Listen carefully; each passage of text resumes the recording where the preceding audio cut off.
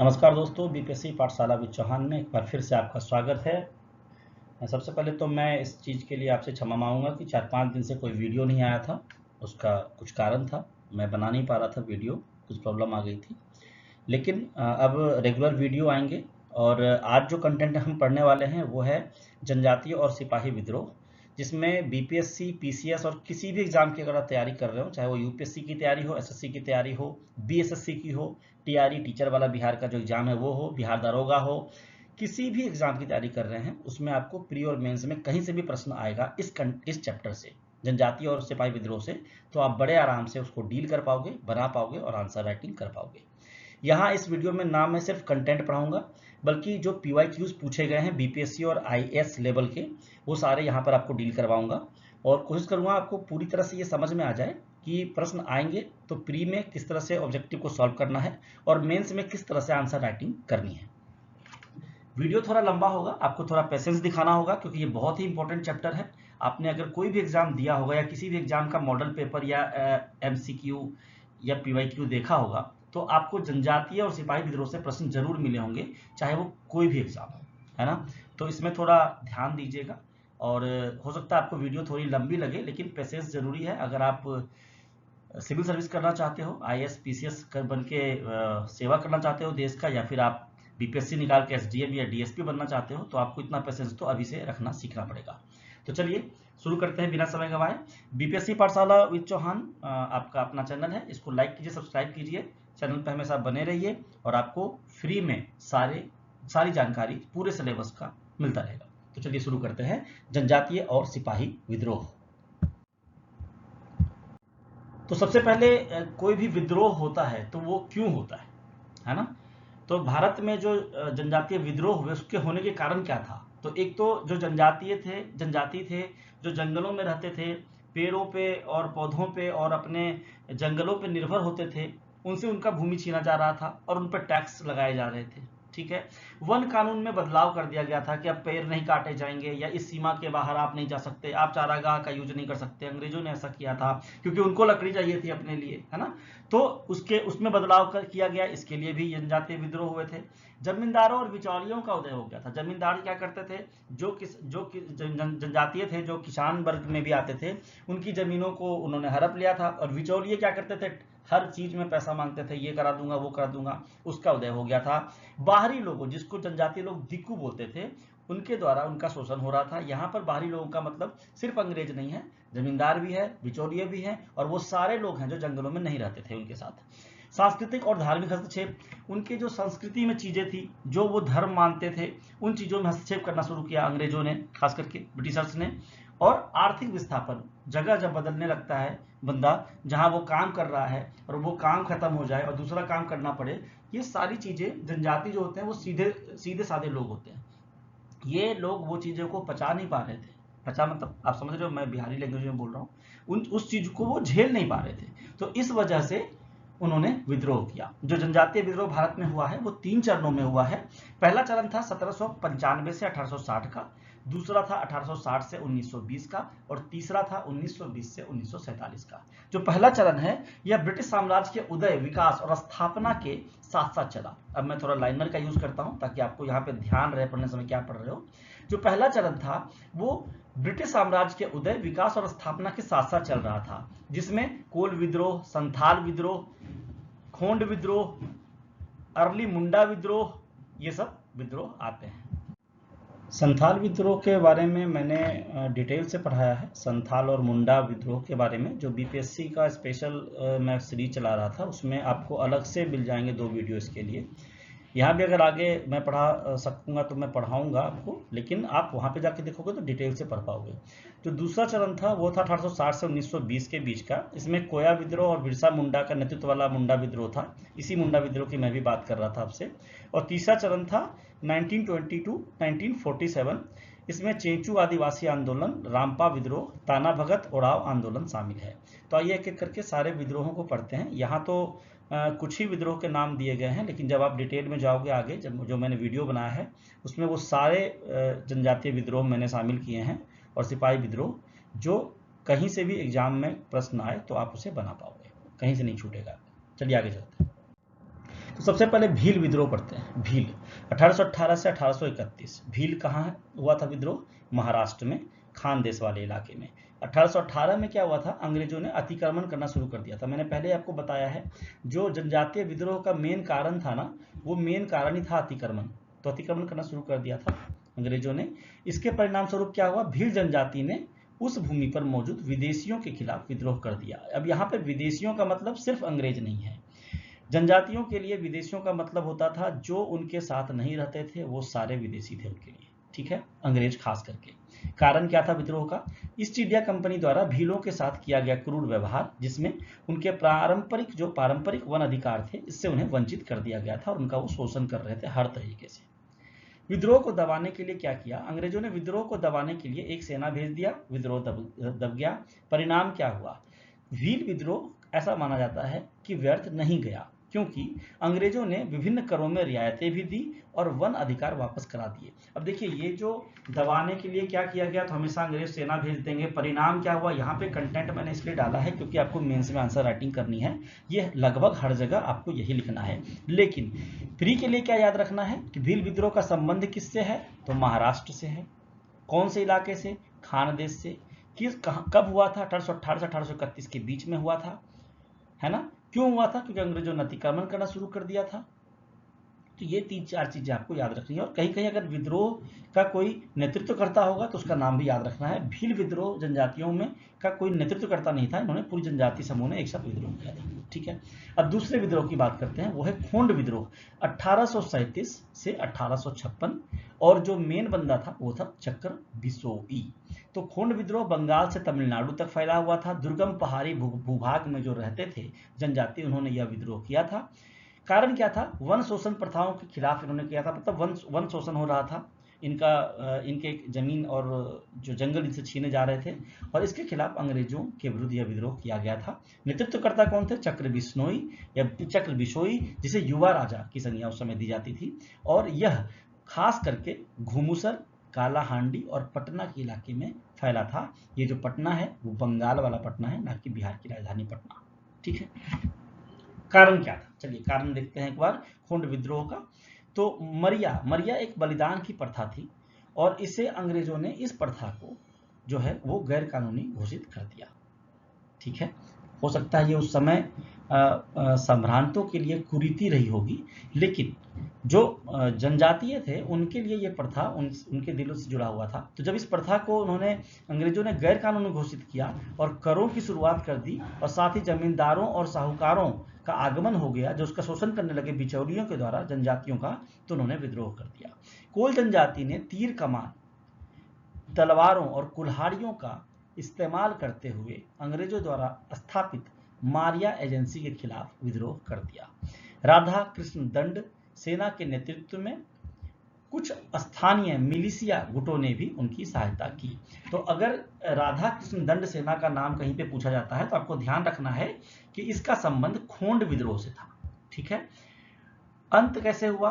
तो सिंपल है, 1955 में चक्र बिसोई को बंदी बनाया गया और विद्रोह का अंत हो गया। इस तरह से हमने 2 विद्रोह भी पढ़े हैं, भील और खोंड विद्रोह। देखिए डिटेल में विद्रोह को पढ़ना है, ध्यान से पढ़ना है, टाइम देना है आपको, इसमें भागा भागी नहीं चलना। तीसरा है कोया विद्रोह, जो 1879 से 1880 तक चला। खोंडा सारा के कमांडरों की सहायता से यह विद्रोह चलाया गया। पूर्वी गोदावरी मार्ग जो अब आंध्र में है, उसके कोया लोगों ने 1803, 40, 45, 58, 61 और 62 में विद्रोह किया। काफी लंबा चला यह विद्रोह। टोम्मा सोरा जो नेतृत्व करता थे उस विद्रोह के, 1879 से 80 तक में टोम्मा सोरा ने नेतृत्व किया और एक बार फिर से विद्रोह किया, ठीक है। मतलब जो ये खोंडा सारा के कमांडर थे, उनके सहायता से कोया लोगों ने 1803 में, 40 में, 45 में, 58 में, 61 में और 62 में विद्रोह किया था। लेकिन टोम्मा सोरा के नेतृत्व में 1879 से 80 में दोबारा से यह विद्रोह आया, और राजा अनंतयर, टोम्मा सोरा के निधन के बाद जो थे, वो राजा अनंतयर ने 1886 में एक नए विद्रोह का नेतृत्व किया। मतलब काफी लंबा टाइम तक यह विद्रोह चला। उन्होंने पुलिस और साहूकारों द्वारा सताए जाने, नई पाबंदियों और वन क्षेत्रों पर उनके ऐतिहासिक अधिकारों से वंचित किए जाने की शिकायत की, और इस वजह से यह विद्रोह हुआ। जनजातीय विद्रोह का मेन कारण ही था कि पाबंदियां लगाना, वन क्षेत्रों पर जो उनके अधिकार थे उनको छीन लेना, नया वन कानून लाया गया था और जो बिचौलिए और जमींदार आ गए थे जो उनकी जमीनें छीन रहे थे, इस वजह से ये विद्रोह हुआ था। सारा जनजातीय विद्रोह में यही कारण आएगा। अब आता है ताना भगत आंदोलन या उरांव आंदोलन। उरांव जनजाति है, ताना भगत उसके नेता थे। 1914 से 1919 में यह विद्रोह हुआ था। केंद्र बिंदु क्या था? बिहार का छोटा नागपुर क्षेत्र। अभी छोटा नागपुर क्षेत्र जो है वो झारखंड में पड़ता है, उस समय ये बिहार का हिस्सा हुआ करता था। नेतृत्व करता थे जात्रा ओरांव और ताना भगत। ये ओरांव समूह के एक समूह से आते थे और इनके साथ ही एक ओरांव का अलग से एक समूह था। इन सब ने मिलकर विद्रोह किया था। मतलब जात्रा ओरांव ने, ताना भगत ने और ओरांव के एक समूह ने विद्रोह किया था। इसे पहले कुरुक धर्म कहा जाता था। इस विद्रोह को पहले कुरुक धर्म विद्रोह कहा गया था और यह पूरी तरह से एक धार्मिक आंदोलन था जो मुंडा आंदोलन अर्थात ओरांव लोगों का मूल धर्म के ही समान था। लेकिन बाद में ये जो है वो जनजातीय विद्रोह की तरह सामने आया। ब्रिटिश सरकार के साथ साथ जमींदारों और साहूकारों का भी विरोध किया गया। महात्मा गांधी की तरह ही ताना भगत भी अहिंसा के समर्थक थे। निम्न में से किस जनजातीय विद्रोह या किस नेतृत्वकर्ता को की तुलना गांधी जी से की जाती है? अगर ये प्रश्न आता है तो आपका आंसर होना चाहिए ताना भगत, और विद्रोह का नाम था उरांव आंदोलन या ताना भगत आंदोलन। ठीक है। ब्रिटिश सरकार ने इस विद्रोह को क्रूरतापूर्वक समाप्त कर दिया। सबको वैसे ही समाप्त करते थे। आगे चलते हैं। रामपा विद्रोह 1922 से 1924। विद्रोह का नेतृत्व किया था अल्लूरी सीताराम राजू रामप्पा ने। यह नाम बिल्कुल याद रखिएगा, पूछा जाता है एग्जाम में। क्षेत्र क्या था विद्रोह का? वर्तमान का आंध्र प्रदेश और विशाखापत्तनम और पूर्वी गोदावरी का क्षेत्र इस विद्रोह का क्षेत्र था। प्रेरणा कहां से मिली थी इस विद्रोह की? तो बंगाली क्रांतिकारियों ने एएस राजू को प्रेरणा दी कि ये विद्रोह किया जाए। ठीक है, ये एएस राजू वही हुए, अल्लूरी सीताराम, एएस और राजू रामपा। ठीक है, अल्लूरी राजू की बात करते हैं। 1922 से 1924 तक अल्लूरी राजू और उनके समर्थकों ने इस विद्रोह को अंजाम दिया। कई पुलिस स्टेशनों के खिलाफ विरोध प्रदर्शन किया गया, कई अधिकारियों की हत्या की गई और हथियार और गोला बारूद चुराया गया। ये सारी चीजें इस विद्रोह में शामिल थे। समाप्त कैसे हुआ? 1924 में अल्लूरी राजू पकड़े गए और पैर से बांधकर उनको गोली मारकर उनकी हत्या कर दी। किसने? अंग्रेजों ने। और ब्रिटिश इस तरह से अंत में इस आंदोलन को समाप्त करने में सफल रहे। आंदोलन और विद्रोह दोनों में आप कंफ्यूज मत होइएगा, दोनों एक ही चीज है। अब खासी विद्रोह की बात करते हैं। मेघालय में 3 पहाड़ियां पाई जाती हैं, गारो, खासी, जयंतिया, और ये तीनों वहाँ की जनजातियों के नाम भी हैं। उन्हीं के नाम पे ये पहाड़ी पाई जाती है और ऐसा ही वहाँ का कोई लैंग्वेज भी है। ठीक है, तो ये खासी विद्रोह की जब बात हो, समझ जाना आप मेघालय की बात हो रही है। 1830 में खासी विद्रोह हुआ था। गारो और जयंतिया पहाड़ियों के बीच के क्षेत्र पर अंग्रेजों ने कब्जा कर लिया था।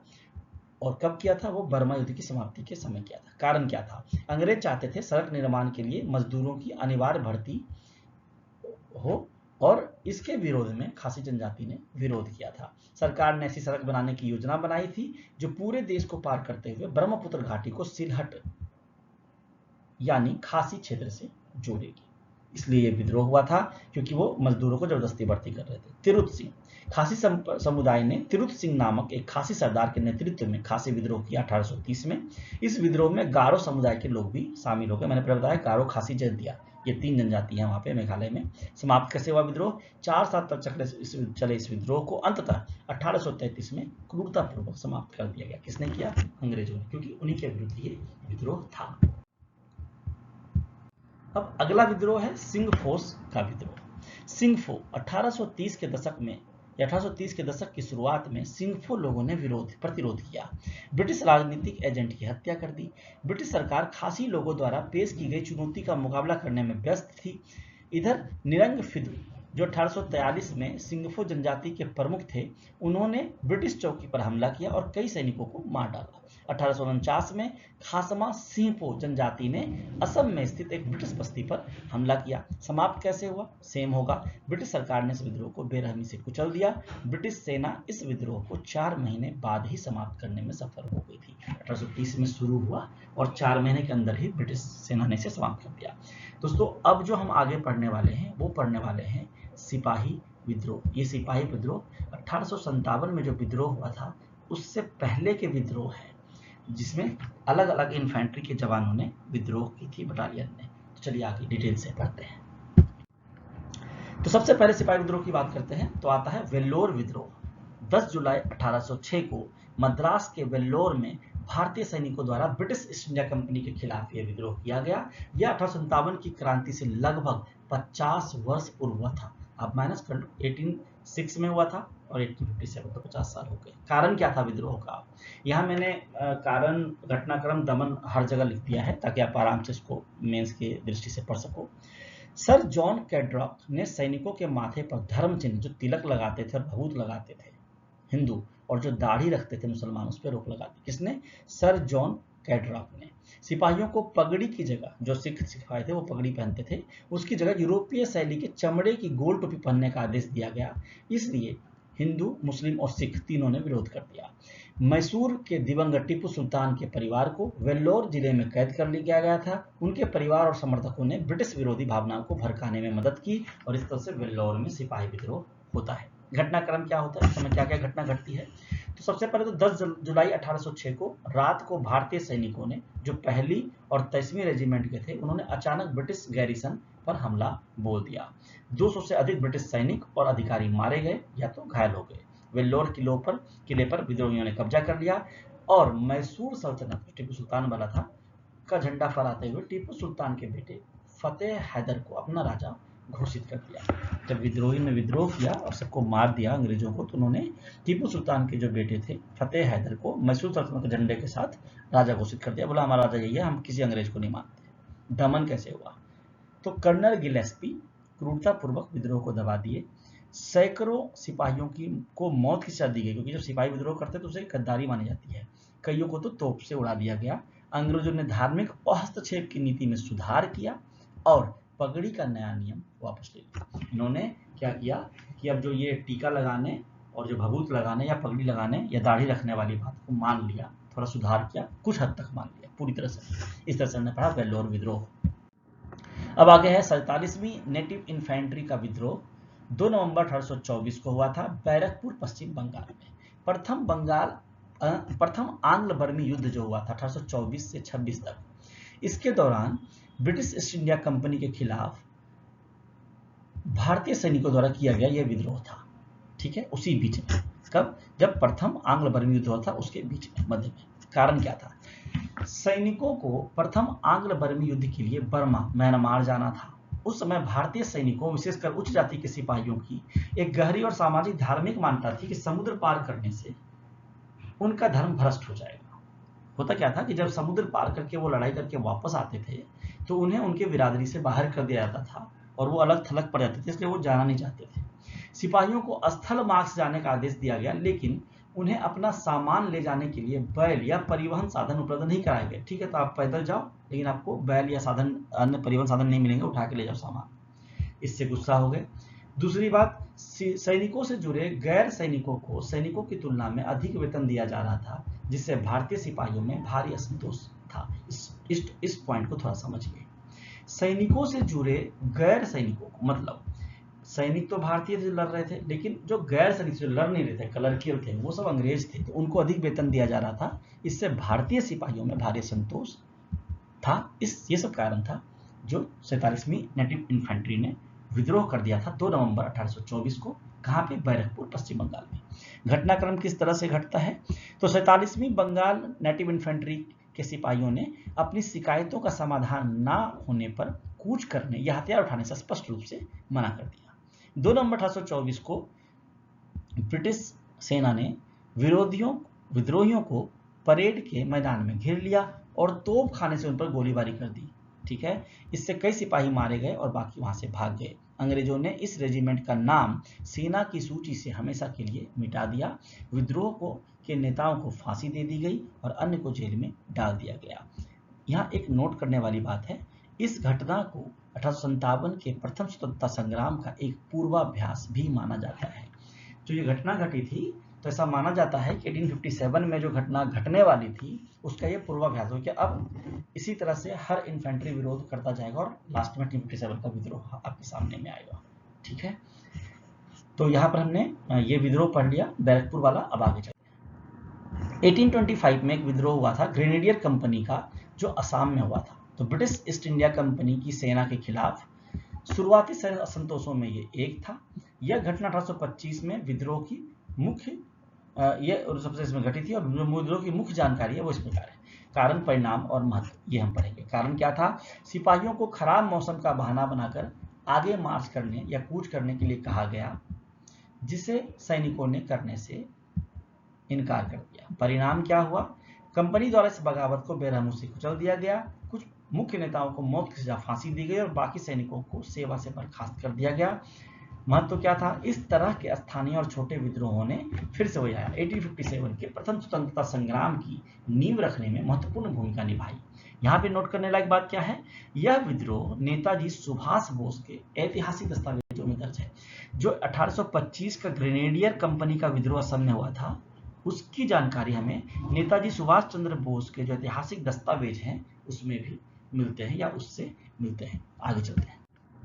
अगला विद्रोह है सोलापुर विद्रोह, जो महाराष्ट्र में घटना घटी थी 1838 में, सोलापुर महाराष्ट्र में। कारण क्या था? ब्रिटिश सेना के भारतीय सैनिकों और सिपाहियों को उनके देय शुल्क और भत्तों का भुगतान नहीं किया जा रहा था, जिससे उनके बीच भारी असंतोष था, सैलरी नहीं मिल रही थी। इसी समय प्रथम आंग्ल अफगान युद्ध 1838 से 1842 छिड़ गया। हिंदू सैनिकों को जबरन समुद्र, फिर वही वाली बात आ गई, समुद्र पार करने वाली बात है ना, और मुस्लिम सिपाहियों को अपने ही धर्म के भाइयों के खिलाफ लड़ने का दबाव बनाया गया, जिससे सिपाहियों के गुस्से को भड़का दिया और वो भड़क गए और विद्रोह कर दिया। घटनाक्रम कैसे घटित होती है सोलापुर विद्रोह की? 1838 में भत्तों के भुगतान न होने और धार्मिक हस्तक्षेप के कारण सोलापुर में तैनात भारतीय रेजिमेंट के ब्रिटिश अधिकारियों के खिलाफ बगावत का झंडा बुलंद कर दिया गया और सिपाहियों ने खुलकर अपना संतोष व्यक्त किया। दमन कैसे किया गया? फिर वही चीजें होंगी। सिपाहियों की इस बगावत को कुचलने के लिए ब्रिटिश सेना ने सख्त कदम उठाए। असंतोष व्यक्त करने वाले कई विद्रोही नेताओं को ब्रिटिश अधिकारियों द्वारा गोली मार दी गई। कहीं तोप चुरा दिया, कहीं गोली मार दिया, कहीं फांसी पर लगा दिया। महत्व क्या रहा सोलापुर विद्रोह का? इसी दौरान सिकंदराबाद, हैदराबाद, मालेगांव और कोटा में भी सैनिकों ने भत्तों को लेकर ऐसे ही विद्रोह किए थे। इसी काल में ब्रिटिश शासन के दौरान सोलापुर को अहमदनगर के एक उप जिले के रूप में प्रशासनिक मान्यता दे दी गई। इस महत्व था इस विद्रोह का। सारे विद्रोह ऐसे ही चलेंगे। कारण है कुछ, घटनाक्रम घटेगा, दमन करेंगे अंग्रेज और कुछ ना कुछ से महत्व निकलेगा, जो जाके बाद में 1857 के विद्रोह में काम आएगा। अब आते हैं 34वीं बंगाल नेटिव इन्फेंट्री का विद्रोह 1844। भत्ता, जो विदेशी सेवा भत्ता था उसमें कटौती की गई थी, ये मेन कारण था विद्रोह का। जब ब्रिटिश ईस्ट इंडिया कंपनी ने सिंध प्रांत को अपने साम्राज्य में मिलाया तो वहां तैनात भारतीय सैनिकों को मिलने वाला अतिरिक्त विदेश सेवा भत्ता बंद कर दिया गया। समझ गए? सिंध पहले भारत का हिस्सा नहीं था इसके अकॉर्डिंग, अंग्रेजों के अकॉर्डिंग। तो जब सिंध प्रांत को मिला लिया तो उन्होंने कहा कि अब तुम तो भारत का हिस्सा हो गए ना, तुम्हें विदेशी सेवा वाला जो भत्ता है वो नहीं दिया जाएगा। इस वजह से लोग भड़क गए, मतलब सेना भड़क गई। सैनिकों का मानना था कि सिंध उनके गृह क्षेत्र से बहुत दूर है और एक कठिन इलाका है, इसलिए भत्ता काटना उनके साथ अन्याय था। घटना क्या घटी? तो पंजाब के फिरोजपुर में तैनात 34वीं नेटिव इन्फेंट्री के सैनिकों ने मार्च करने और सिंध जाने से साफ साफ मना कर दिया। कुछ अन्य रेजिमेंटों जैसे 7वीं कैवलरी और 64वीं इन्फेंट्री ने भी इसी तरह का काम किया। दमन कैसे हुआ? तो तत्कालीन जो गवर्नर थे जनरल लॉर्ड एलनबरो, उसने 34वीं नेटिव इन्फेंट्री को ही भंग कर दिया। अब आगे भी ये चीज देखोगे, जो इन्फेंट्री विद्रोह करती थी उसको वो भंग कर देते थे, समाप्त कर देते थे। आगे चलते अब है 22वीं बंगाल नेटिव इन्फेंट्री। 1849 और 1857 में इन्होंने विद्रोह किया था। 1849 में जो विद्रोह हुआ था, पहले उसको पढ़ते, फिर 1857 का विद्रोह पढ़ेंगे। तो 1849 में क्या हुआ था कि भत्तों में कटौती के विरोध में विद्रोह हुआ था और पंजाब में से वेतन विद्रोह के नाम से जाना जाता था। जुलाई 1849 में सर चार्ल्स नेपियर और सर कॉलिन कैंपबेल के नेतृत्व में नवगठित पंजाब में तैनात 22वीं बंगाल नेटिव इन्फेंट्री ने कम किए गए फील्ड टू कैंटोनमेंट भत्ते को स्वीकार करने से इनकार कर दिया। परिणाम क्या हुआ? सिपाहियों ने अवज्ञा की शुरुआती लक्षण दिखाए। उन पर कम वेतन और रसद की कमी को लेकर नए असंतुष्ट रेजिमेंटों के साथ गुप्त पत्राचार करने का संदेह था और इनको फिर सजा दी गई अंग्रेजों के द्वारा। 1857 में कैसे विद्रोह हुआ? तो 8 जून 1857 की घटना है फैजाबाद की। सेम बटालियन है ये, 22वीं बंगाल नेटिव इन्फेंट्री। तो सिपाहियों ने ब्रिटिश शासन के खिलाफ विद्रोह किया। इसके बावजूद सिपाहियों ने कई ब्रिटिश अधिकारियों को भागने के दौरान सुरक्षित मार्ग भी प्रदान किए। विद्रोह किया लेकिन उनको मारा नहीं, जो भाग पाए उनको भगा दिया। परिणाम क्या हुआ? मूल 22वीं बटालियन सहित सभी विद्रोही इकाइयों को भंग कर दिया गया। और क्या कर सकते थे? अब आते हैं 1850 का सिपाही विद्रोह जो 66वीं बंगाल नेटिव इन्फेंट्री ने किया था। यह 1857 के मुख्य स्वतंत्रता संग्राम की तुलना में एक अलग घटना थी। कारण क्या था? ईस्ट इंडिया कंपनी द्वारा पंजाब क्षेत्र का सफलतापूर्वक विलय कर लिया गया था। कंपनी ने उस क्षेत्र में तैनात भारतीय सैनिकों को मिलने वाला विशेष विदेशी भत्ता भंग सेम सिंध वाला काम हो गया। वेतन और भत्तों में कटौती और अचानक आए बदलाव के कारण सिपाहियों में भारी रोष फैल गया। उन्होंने विद्रोह कर दिया। परिणाम क्या हुआ? कंपनी की सेना ने इस विद्रोह को तुरंत कुचल दिया और सैनिकों को अंबाला ले जाया गया। अब सोचो ऐसा क्यों किया उन्होंने, जल्दी से क्यों किया?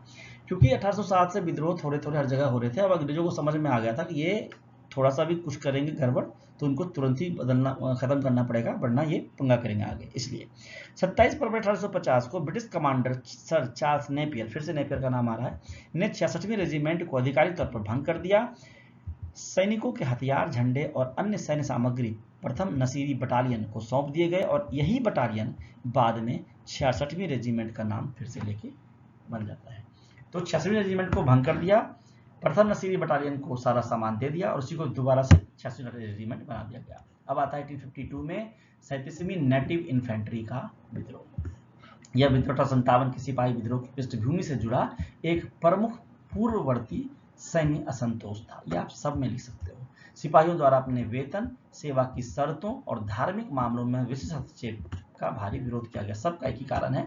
1852 की यह घटना ईस्ट इंडिया कंपनी की सेना के भीतर पनप रहे व्यापक असंतोष की श्रृंखला का एक हिस्सा थी।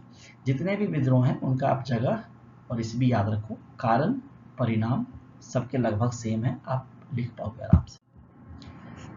अब हमने इस विषय में, मतलब जनजातीय विद्रोह है उस विषय में पहले ही प्री और मेंस की पीवाईक्यूज कर ली हैं इसके पीछे वाले वीडियोज में, इसलिए यहाँ पे मैं वो नहीं डाल रहा हूँ। और अगले वीडियो में हम 1857 के विद्रोह के बारे में विस्तार से बात करेंगे। दोस्तों, जो चैनल है बीपीएससी पाठशाला विद चौहान, वो आप BPSC, other PCS, UPSC, SSC, Bihar में जो टीआरई का एग्जाम होता है टीचर्स का, और जो दरोगा के और सचिवालय सहायक एग्जाम होते हैं उसके लिए प्री और मेंस की तैयारी फ्री में एक ही जगह पे कराती है। आपको चैनल से जुड़े रहना है, चैनल को लाइक करना है, सब्सक्राइब करना है, दोस्तों से, फैमिली से शेयर करना है और चैनल को आगे बढ़ने में हेल्प करना है। आपको बहुत जल्द 5 से 6 महीने के अंदर सारे कंटेंट प्री मेंस एक ही जगह पे मिल जाएंगे। बीपीएससी 72वीं 73वीं में भी इसका फायदा मिलेगा, मेंस में फिर प्री में, और इस तरह से हम आपको सारे कंप्लीट करा देंगे एक ही जगह पे, कहीं जाने की जरूरत आपको नहीं पड़ेगी, क्योंकि प्री और मेंस की भी पीवाईक्यू की प्रैक्टिस हम करा देते हैं। तो चैनल में लास्ट तक जुड़ने के लिए धन्यवाद। चैनल 27-28 मिनट का बना है, आपको 2-3 बार देखना है। ना समझ में आए कुछ तो कमेंट में लिखना है, मैं उसका रिप्लाई करूंगा, आपको समझाने की कोशिश करूंगा, प्रयत्न करूंगा। अंत तक देखने के लिए आपका धन्यवाद। पढ़ते रहिए, मस्त रहिए, मिलते हैं अगली वीडियो।